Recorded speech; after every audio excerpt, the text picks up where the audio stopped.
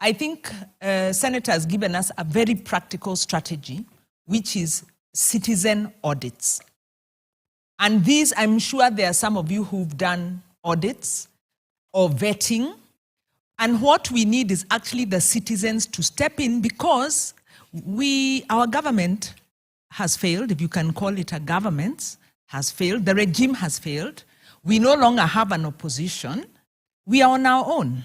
So we must step into that vacuum with citizen-led processes. And as you were, even before you started to speak, and more so after, I was thinking that this forum actually should have been, or even if it's X-Space and this forum and other forums, should be that technical education to the people, young people and others, because there's the Gen Zs, but there's also others. When I used to do social audits, it was a while back, I'm sure those who are doing it, teachers would come out and say, we are going to help. Civil servants, even those who are retired, would say, we want to help.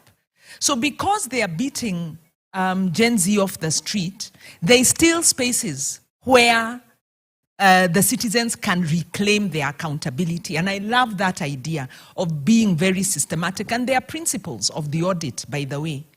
An audit process has to be impartial. It's not a political process. It's not a witch hunting process. You don't do it if you're pursuing a seat. You use evidence so that when you have those principles that bind you, you're also protected from anyone trying to say it's a political process. You say, no, it's Article 1 in the exercise of protecting, actually Article 3 as well, because we have a duty to defend the Constitution. So let us move to action and not get into the habit of just talking shops. So that is the radical surgery that would begin the process, because the political organization, of course, still needs to continue happening. I think another issue is education. We have a moment, and I keep saying we have a Gen Z moment or a Gen Z process.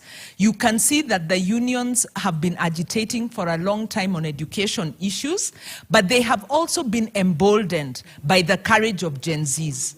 And there is a proposal for free education. This will deal in part with the question that was raised about, I'm getting distracted here. It will deal in part with the question that was raised about IMF policies, about privatization. So there is an issue on the table that is live now. Can we organize now so that this issue can be taken to its logical conclusion, which is we need free education. We need those different monies to be applied properly. We need accountability so that that becomes one of the rallying points, one of the resolutions coming out of here. I think the last thing I'll speak to is this issue of productivity. In 2013,